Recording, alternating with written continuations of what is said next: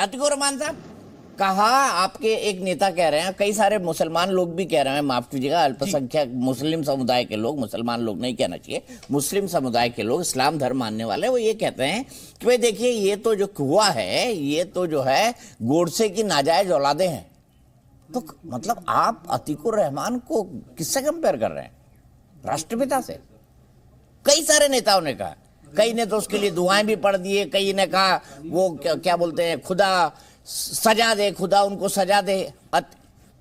अतीक को, माफ कीजिएगा, अतीक और अशरफ को।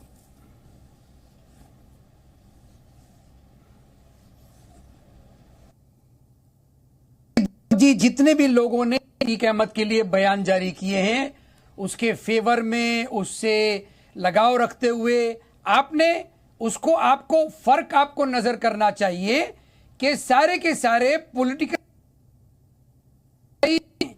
जो कभी ना कभी या तो अतीक अहमद का फायदा लेते होंगे इलेक्शंस के अंदर, जिस तरह से बीजेपी फायदा लेती है वो वहां पर बाबा राम रहीम को निकाय चुनाव जिता के जाते हैं परोल पे छूट के वो, या तो फिर साक्षी महाराज कुलदीप सेंगर को जाके फूल मालाएं पहनाते हैं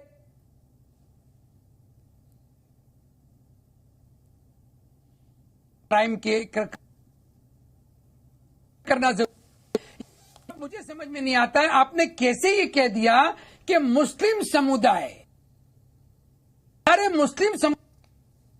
मुस्लिम पॉलिटिशियन से जोड़ना चाहोगे?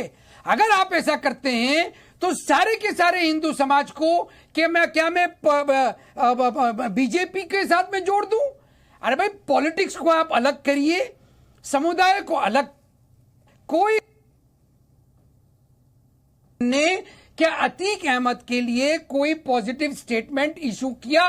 क्या यह कहा कि भाई इसकी हत्या गलत तरीके से की गई या इसकी हत्या नहीं होना चाहिए थी? किसी ने नहीं किया। इससे आपको अंदाजा लगाना, आपके दर्शकों को देखना चाहिए कि आपकी बेशुमार कोशिश के बावजूद कि इसको एक समुदाय के साथ जोड़ दिया जाए, आप नाकामयाब रहे। हमने कभी भी लिंचिंग जो मुसलमानों की हुई उससे हिंदू समुदाय को जोड़ा नहीं। हमने कहा ये बीजेपी आरएसएस के हिंदुत्ववादियों ने किया है। अच्छा। तो दीपक जी, ये अगर फर्क हो जाए तो काफी समस्याएं हमारी दूर हो सकती। ठीक बात है। दूसरी इंपॉर्टेंट बात यहाँ पर ये है, ठीक बात बोल रही है आपने। मैं एक सवाल पूछना चाहता हूं। लोकल इलेक्शन अभी आपका सिग्नल ठीक है, बीच में कट के आ रहा था। मैं एक सवाल पूछना चाहता हूं। आपने बिल्कुल ठीक कहा कि बीजेपी आरएसएस के लोग लिंचिंग कराते हैं, लेकिन मतलब मुलजिम तो पूरा हिंदू समुदाय बनता है ना।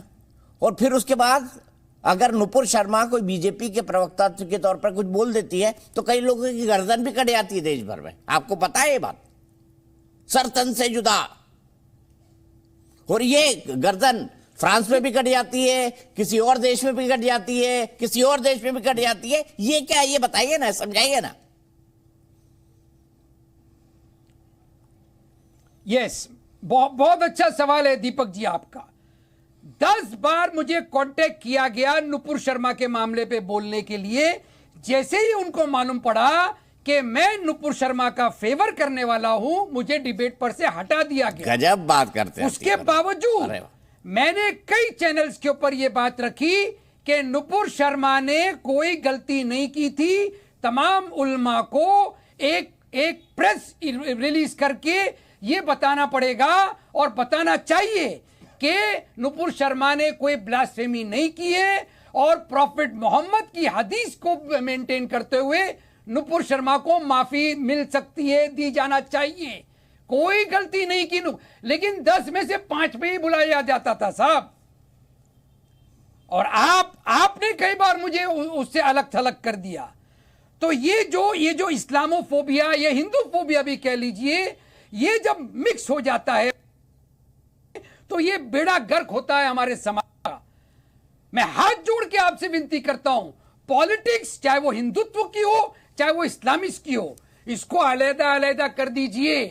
संविधान सर्वप्रिय है। मेरा धर्म, मेरा मजहब, मेरा कुरान मेरे सीने में, मेरी मस्जिद में, मेरे दिमाग में। ठीक है, कॉन्स्टिट्यूशन तो मैं अतीकुर रहमान साहब आपसे जानना चाहता हूं, ये शाइस्ता परवीन जो है, जिसको लेडी डॉन कहा जा रहा है, कुछ नेता कह रहे हैं कि भाई अब चाइल्ड डॉन भी आ जाएंगे। चलिए ठीक बात है, कोई भी पॉलिटिशियन कुछ भी कमेंट कर सकता है, बट एक इस्लामिक रिसर्चर होने के नाम पर तो आपको पहले दिन ये स्टेटमेंट देना चाहिए था कि उमेश पाल की हत्या पुलिस कस्टडी में हुई, ये गलत है।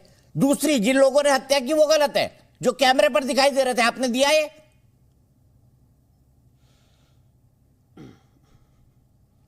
यही वजह है कि मैं पॉलिटिक्स में नहीं आया, पॉलिटिकल साइंस का लेक्चरर होने के बावजूद। अच्छा, दूसरा सवाल पूछिए, इतना क्या गंदा, आज तक इतना आपने कभी कहा कि दूषित, शाइस्ता परवीन इतनी सरेंडर कर दे? कीचड़ वाली क्या आपने पॉलिटिक्स आज बना तक दी कहा कि है? शाइस्ता परवीन सरेंडर कर दे?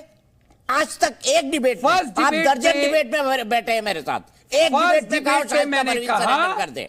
कुरान की आयत को कोट करते हुए, as a researcher on Islamic studies, एक कुरान की आयत है सूरे अल जलजला में कि एक रत्ती बराबर भी अगर कोई मुसलमान गुनाह करता है, इसी दुनिया में उसको देखना पड़ेगा, और रत्ती बराबर कोई अच्छाई करता है, इसी दुनिया में अल्लाह उसको अच्छाई दे देगा।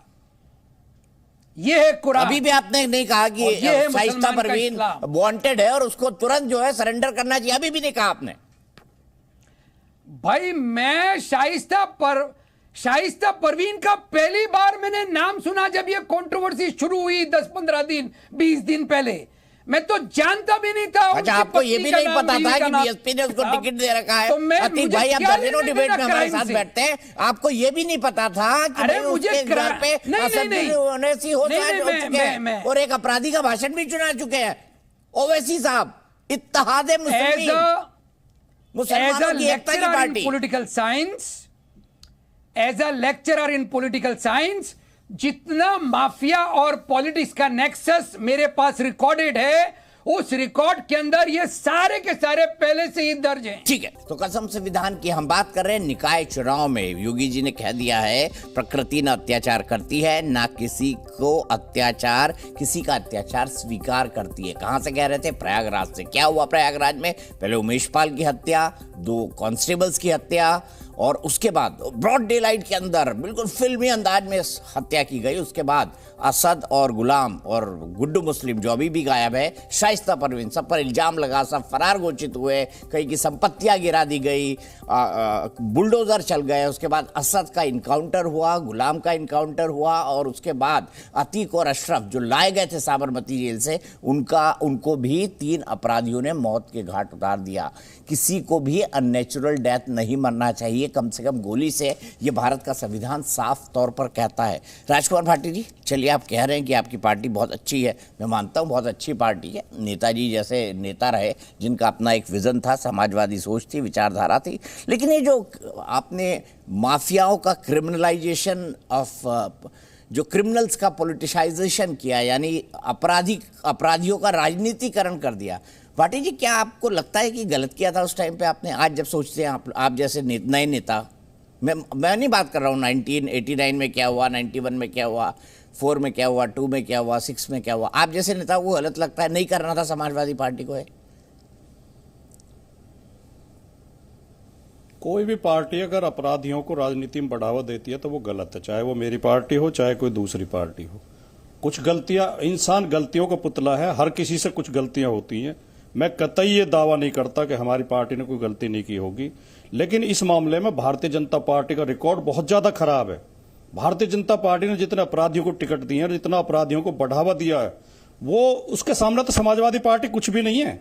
इसी बीच में मैंने, अब जब वो कह रहे थे, मैंने देखो वो रिकॉर्ड निकाल लिया जो माननीय मुख्यमंत्री जी ने गोरखपुर लोकसभा के चुनाव में शपथ पत्र दिया था। सर, वो तो मान रहे हैं ना, उन्होंने 12 मुकदमों का शपथ पत्र दिया था, वो खुद मान रहे, दिया था उन्होंने। ना, नहीं मानते।